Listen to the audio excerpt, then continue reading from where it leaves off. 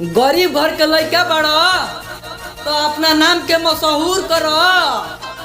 गरीब घर के लड़का बड़ा तो अपना नाम के मशहूर करो। जिंदगी में कामयाब होखे के बाद तो हई लड़की सन के दूर करो। आजकल के लागी किन के फेरा में जानी पारी हो। सपना तो बहुत देखले रहलन लेकिन सब सपना बेकार कइलू। सपना तो बहुत देखले रहलन लेकिन सब सपना बेकार कइलू।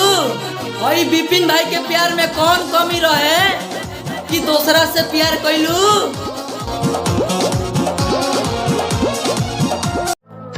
हमारा पावर के अंदाजा मत लगाओ ना तो आग लगा देम तोरा किला में। हमारा पावर के अंदाजा मत लगाओ ना तो आग लगा देम तोरा किला में। इतना मार मारे ये भेटा जेबे हमरा सिवान जिला में। जिला खाली